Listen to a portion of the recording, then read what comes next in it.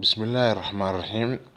marka koobaad salaamu calaykum waraxmatullaahi wabarakaatuh dhammaan asxaabta channelkan ku cusub. marka koobaad waxaan leenahay subscribe dhaha. mar labaadna maanta casharkeenu waxa weeyaan sidee wireless ama wifi loo jabiya. badanaa waxaad aragteen asxaab badan oo idin leh wifi saasa loo jabiya oo been idin sheegaysaa. really video ka faa'iidaysi wacan fadlan si aad noola socotid subscribe haduu video ka cajabiyay wixii cawashana commentiga noogu soo gudbi. waan bilaabnaa casharkeena. marka koowaad waxaad tagaysaa halka wifi-ga waxaa soo qabanaya labada wireless sunteesha aan soo qabto wakaalada kaagu soo qabtay faahiyaha geli. marka jabinaysa saas loolanaysaa ayaase tagaysaa marka tagdid waxa loo static-kaas loolanaysaa.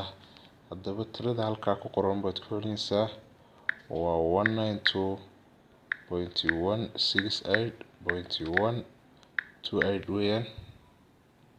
taa kalena waa 192.168.124.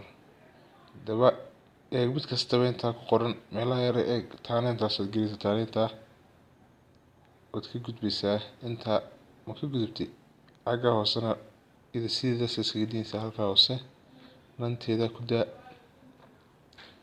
taana ayrkaasad gelinaysaa taana 44ka. haddaba intaa gelinay bowsna yar qabsanaa wakaa. haddaba markaad saa u gelisid halkaana saa u gelisid xaggaana aad saa u gelisid wakaa sama wada gelisay halkaygaana lanteedaas iskaga dinaysaa. markaad si wada saxa iska hubsanaysa si sax u dhamaystiratay wakaa. marka waa inuu saa password kugu soo boodaa inaad password rabtada doonaysid isma waalsidba taa inta sax ka qaadid unbad showinta ku dhufaysaa wakaa. passwordku kaamiyay connected balance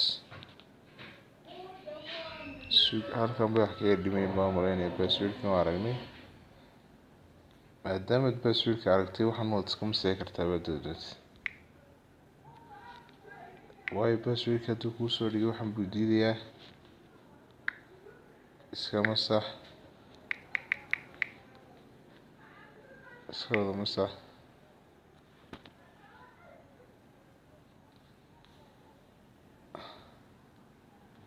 halkaana sideedii ku celi connected balance sida ugu dhaqsaha badan la waa inuu wireless ku galaa. haddaba wakaa daawasho habboon fadlan subscribe haylaawin haddaanu videoga ku qancin si aanu videoyada dambe kugu soo hagaajino dislike ku qabo mahadsanid.